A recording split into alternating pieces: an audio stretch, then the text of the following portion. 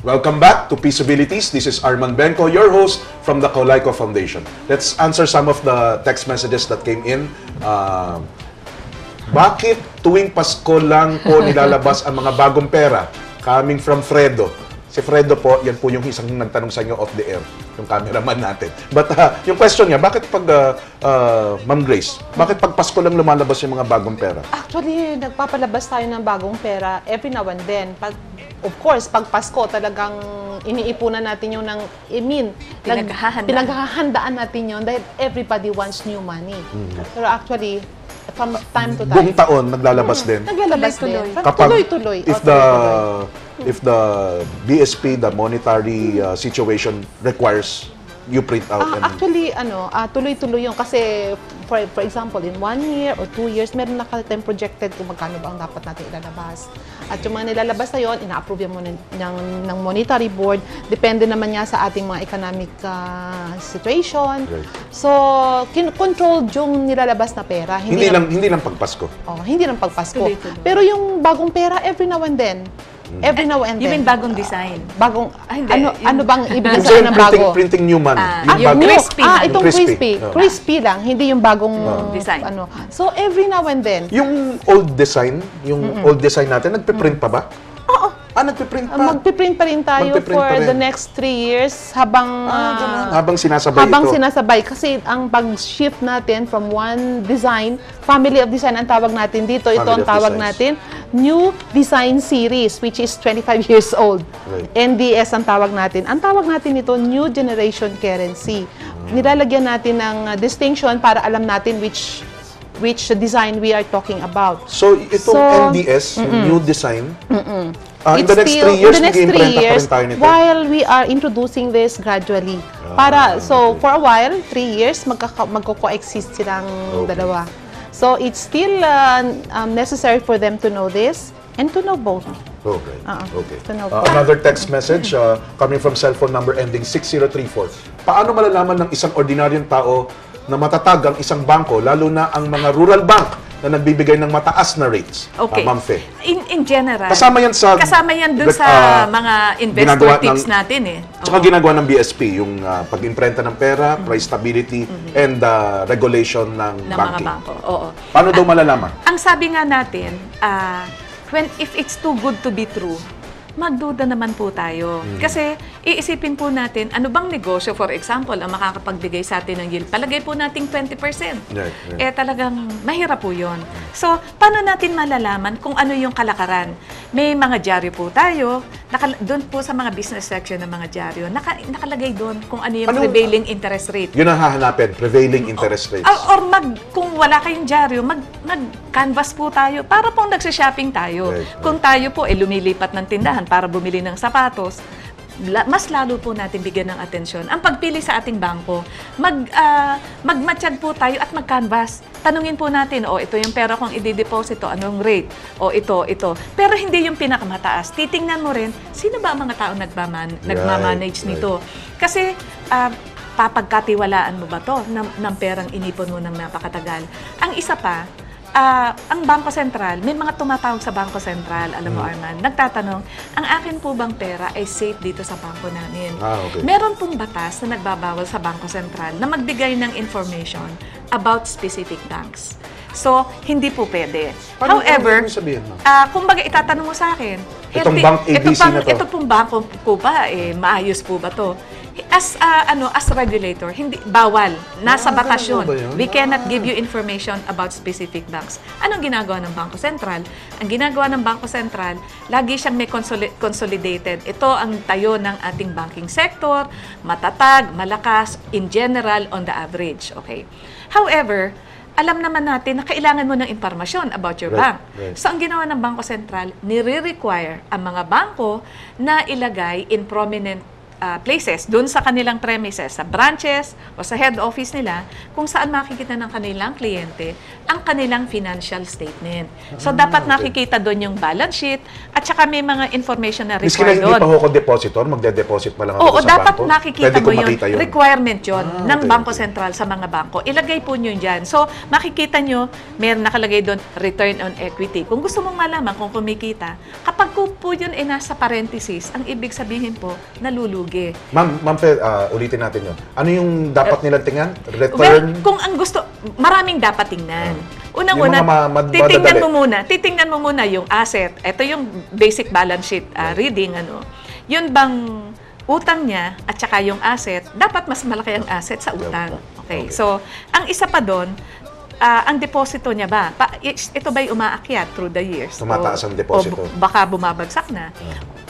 Tsaka Pero ang di isa, po ba ang ang isang- deposito, utang ng bangko yun dun sa deposito? Correct. Pero kung it is lumalaki, also, it is also a measure of the trust being Trust. given to you. Yun. Ang ibig sabihin, Tama. hindi mo sinusunog ang mga depositor mo. Right. Kapag kakailangan mo, Withdraw na-withdraw. mo. Pagka dinalaman ako, I am going to take my money away. Right, So, right. ito yung mga and kung gusto mong malaman, how are they managing, is it being operated well? Yes. Ang gusto natin malaman, kumikita ba?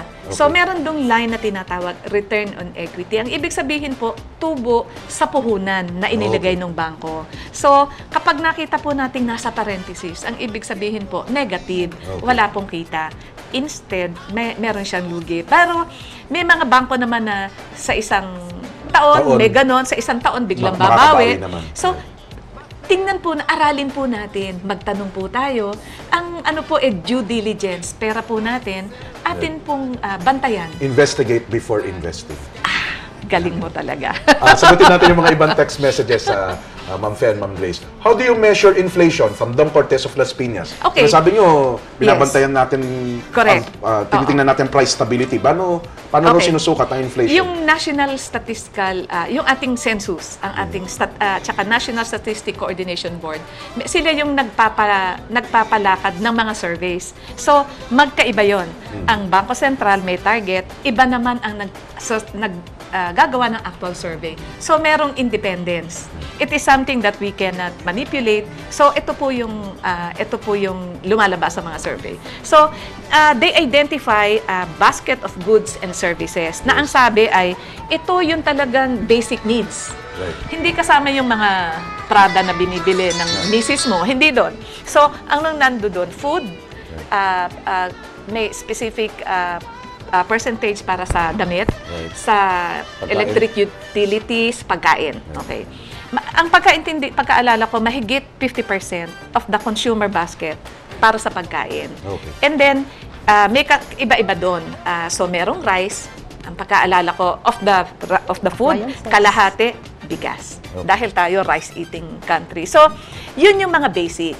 So, sinusukat yun, may tinatawag na may index na 100. Kumbaga, ang base year mo, kumbaga 1985, 100. So, kung tumaas ng 10% ng 1986, ang index mo magiging 110. So, yun yung mga measurement. So, may nagme-measure at kami naman ang nagta-target. So, kamukha nung 2010. Pero wala kayong control, ma'am. You cannot say, may hindi control. ka na pwede magtaas. Ito yung sinasabi ko na yung inflation is something that you measure after the fact. After the fact, yes. Ang Bangko Sentral, kami naman tinatarget namin ang policy namin. Kumbaga, nagdesisyon ang Monetary Board ngayon. Ang interest rate natin, i-retain natin at a record low of 4%. Okay, 4%. Ang 4%, ang rate na pag umuutang ang Bangko Sentral. Ngayon, kapag ka sinabi mo na 4% yan, ang talagang full impact niyan sa mga tao is 18 to 24 months. Mga 1.5 years to 2 years. So, kailangan talagang you must have very clear vision of ano what's yung the- impact. Kaya ang Bangko Sentral maraming tools na ginagamit. So, kasama na dyan yung magkano kasi ang importante dito, magkano yung perang nagsisirculate Ma'am, yun sa yung labas. tatanong ko Oo. regarding Ayan. inflation. Money supply. May epekto ang money supply kung kailan magbibigay ng go signal si Ma'am Grace ng imprenta.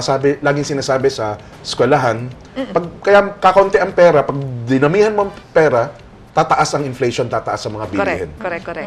Law of supply and demand. So, mas marami, mas parang nawawala ang value. Para yung collectible di ba? Correct. Parang ganun din ang konsepto nun. So, alam na mga bata yun, ano. Ngayon, yung biglang nawala. Yung sa Supply. supply natin. Yung supply. Dahil nabanggit nyo rin yung parang lending or interest rates ng BSP coming from cellphone number ending 0005. Okay. Is it safe to invest in BSP SDA being offered by the banks? Is it covered by PDIC? Okay. How safe can you get? How safe can you get? Yung nag-i-imprenta ng pera. Di ba? Okay. So, pero napaka-valid na tanong. I was just going through that na maraming tools available to the BSP to manage money that is in circulation. Kasi pagka, alam mo, balik tayo ng siguro mga 3 years ago, that was the time ng kainitan ng economic and financial turmoil globally. Right. Nadinig natin sa Amerika, sa Europa, The big ito mga boys crumbling bansang to. Pero dito sa Pilipinas, nung panahon na nagkakaroon sila ng tinatawag na credit squeeze, naubusan ng pautang kasi ang mga malalaking bangko mismo ang nagkaubusan. Sila ay naging biktima ng sarili nilang mga desisyon. Dito naman sa Pilipinas, ang mga bangko natin, very liquid. Ano ibig sabihin nun? Napakaraming pera ng ating mga bangko.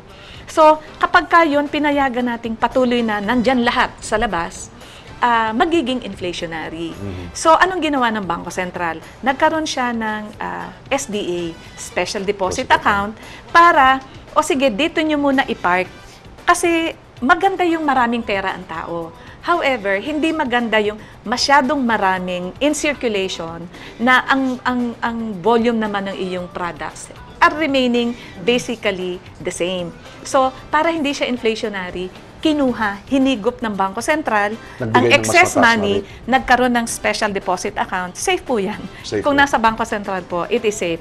Ngayon, in addition to that, tinaasan din ng Bangko Sentral yung reserve requirement, yung amount of money that banks need to keep in their vault para, kumbaga, in case na magwi-withdraw ka bukas ng 100% of your meron kang pera. So, kasama rin yun.